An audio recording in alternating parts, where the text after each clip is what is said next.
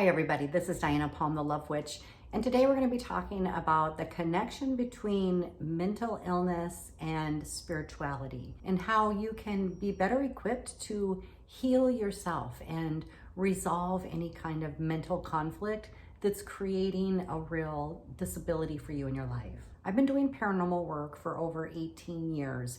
And one of the places that we see are haunted the most are insane asylums. Now, there's a huge correlation between people that have mental illness and hauntings. And I'm going to break that down for you and tell you the two top reasons why this occurs. The first main reason why insane asylums and anything associated with mental illness is associated so closely with hauntings is because the people that are impacted by mental illness are also under spiritual attack. Many people that have different types of mental illness will actually tell you that they're getting pushed, harassed by the spirit world, that they're having nightmares, that they're experiencing physical touch, or say that negative words are being spoken to them, compromising their stability in the world. And this is a fact. As a medium and a spiritual healer, I have spiritual vision and I see the entities that impact people that suffer with different forms of mental illness. So one of the first things that I always do in working with people that come to me with this situation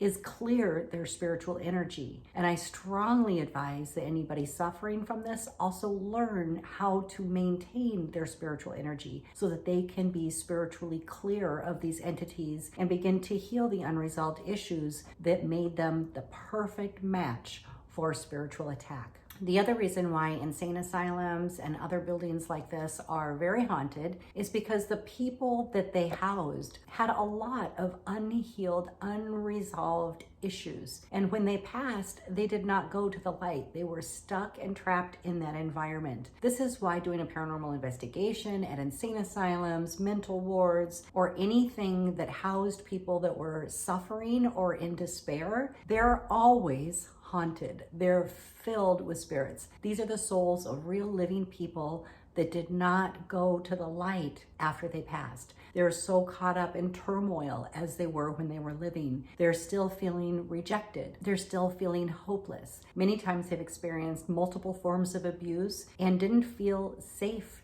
anywhere, and for that reason when they passed did not move forward into the light. The sites with the most active hauntings are going to be insane asylums, hospitals, mental health wards, nursing homes, and prisons. I've worked with clients my entire adult life, and what I see when somebody shows up with a mental illness is that it's really connected to some very, very severe emotional disturbance, some trauma that they're carrying forward that they have not been able to heal. This actually creates a loop in the mind, and it does impact and throw off the body chemistry. It makes them think and act differently, and it really does have a drastic effect on the way that they can live their life. The real key to healing mental illness is to go back into the life story of the individual and find out what happened so that those issues can be resolved spiritually and emotionally. Many times people repress their emotions, and this actually forces them to get stuck at the point in time of their trauma, not allowing them to develop different emotions in order to move forward or to heal from that event. And this is why it's very, very important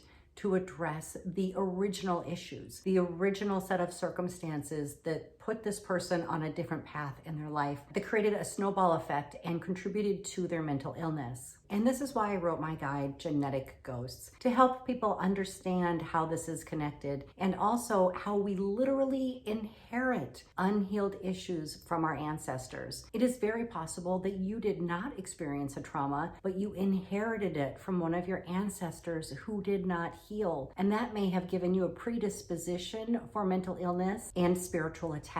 When I say spiritual attack, I mean it. There are entities that are attached to different forms of mental illness, different forms of pain, different forms of addictions, and they are always the same types of creatures and entities. These need to be cleared. It is very important to clear the spiritual dimensions for a person and then get into their emotional system so they can become spiritually strong, raising their vibration and reclaiming their mental health, and mental wealth. When a person is showing up healed, they can actually go through quite a lot of disturbances and changes in life without being susceptible to mental illness. But I find that it's a real life skill. And it's one that we're not taught. Learning how to overcome things emotionally, learning how to change our perspective, learning how to handle transition, loss. These are things that need to occur for somebody to feel whole and complete within their own self and their mental stability. Mental illness really is a spiritual illness, but this can be healed. Sometimes people experience mental illness as a loop of unhealed emotions and thoughts that keep recycling through their brain, making them stay in the energy of their pain and suffering. This energy loop can cause depression, poverty, and illness by continuing to regurgitate old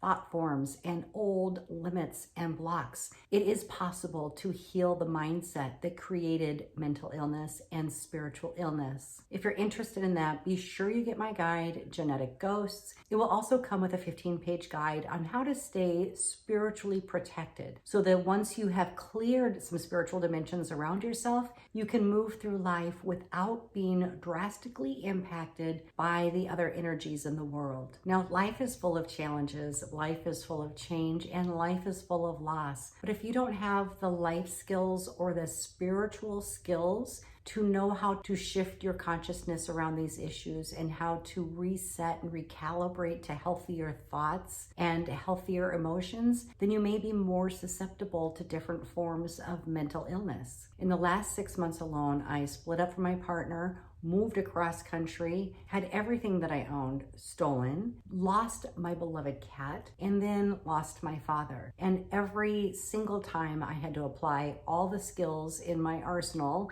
to really work through those emotions, feel the emotions, and then spend my days recalibrating my energy and making sure that I could get my vibration into a place of peace so that my body could heal and my mind could process everything that had happened. Sometimes people get slammed with so many life situations, hurdles, and losses that they can't catch up. And I know this firsthand, how important it is to actually have these skills to work on yourself or to know where to go to for this kind of help. Now, if you're one of those people and you've been going through it and you really feel like you would benefit from some one-on-one spiritual healing, I can help you with that. I offer private sessions and a 9-week package to really get in here and work with your belief system and shift your genetic programming, limits, blocks, traumas, so that you can reclaim your energy and learn the skills that you need in order to maintain your health and happiness. I've had close loved ones, friends, and family who really suffered from mental illness. I've also lost people to suicide who suffered with different forms of mental illness. So I understand that this is a very complex issue. But the one thing that all of it has in common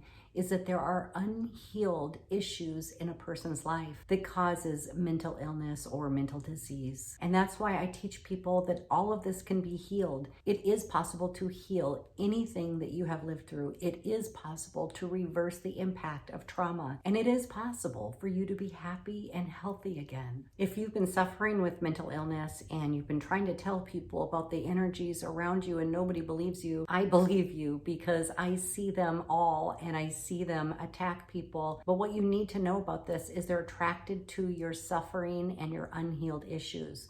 So that's what needs to be healed in order to stay spiritually clear, in order to not be susceptible to spiritual attack. Let me know down in the comments if you know and love somebody who suffers with mental illness.